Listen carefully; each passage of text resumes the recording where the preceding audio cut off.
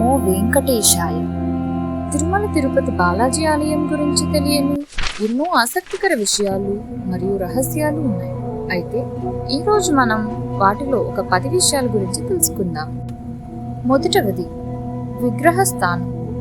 మనకి సాధారణంగా గర్భగుడిలో ఏ విగ్రహమైనా మధ్యలో ఉంటుంది అని తెలుసు. కానీ తిరుమల శ్రీవారి విగ్రహం మాత్రం గర్భగుడి మధ్యలో కాకుండా కుడివైపు మూలలో ఉంటుంది. రెండవది నిజమైన జుట్టు. వెంకటేశ్వర స్వామి విగ్రహానికి మృదువైన చిక్కుని లేని నిజమైన జుట్టు ఉంటుంది. మూడవది రహస్య గ్రామం.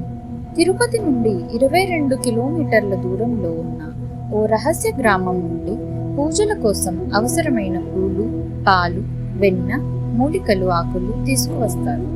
ఈ గ్రామం గురించి అక్కడి ప్రజలకు తప్ప మరెవరికీ తెలియదు. నాలుగవది సముద్ర ఘోష. విగ్రహం వెనుక నుండి సముద్రపు శబ్దం వినిపిస్తుందట. ఇది ఆ శ్రీవారి మూల విరాట్కు పూజలు అర్పించే అర్చకులకు మాత్రమే వినిపించే అవకాశం ఉంది. ఐదవది కొండెక్కని దీపాలు.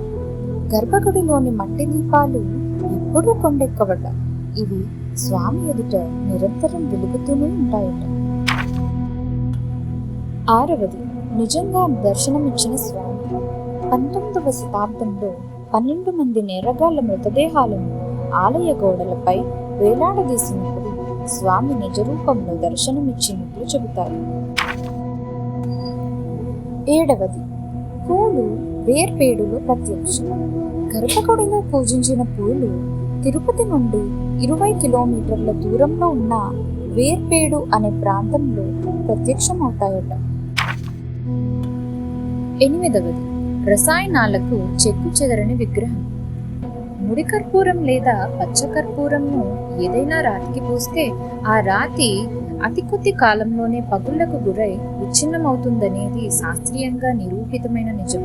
కానీ శ్రీవారి విగ్రహం మాత్రం నిత్యం పచ్చకర్పూరం రాస్తున్నా ఏమాత్రం చెక్కు చెదరకుండా ఉండటం ఆశ్చర్యకరం. తొమ్మిదవది శ్రీవారికి చెమటలు. స్వామివారి విగ్రహం ఎప్పుడూ 110 డిగ్రీల ఫారెన్హీట్తో వేడిగా ఉంటుందట. సముద్ర మట్టానికి 3000 అడుగుల ఎత్తులో ఉండడం వలన తిరుమల పరిసరాలన్నీ చల్లగా ఉంటాయి.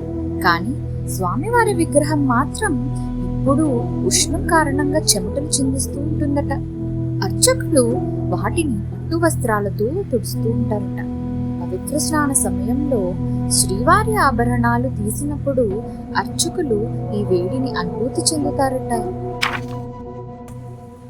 10వది తిరుమల ఆలయం వెనుక ఉన్న పవిత్ర స్థల వృక్షం రహస్యం.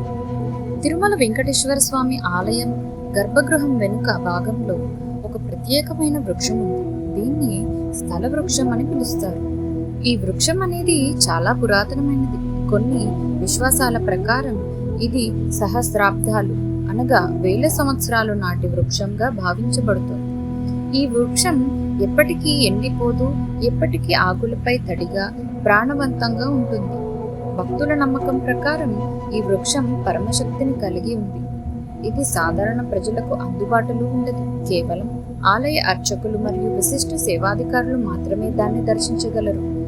కొన్ని పురాణాలు మరియు ఆలయ శాసనాల ప్రకారం ఈ వృక్షం స్వామివారి అవతరణ సమయంలో నుండే అక్కడ ఉందని పేర్కొంటాయి. అయితే ఈ స్థల వృక్షం మరేదో కాదు, సంపంగ వృక్షం.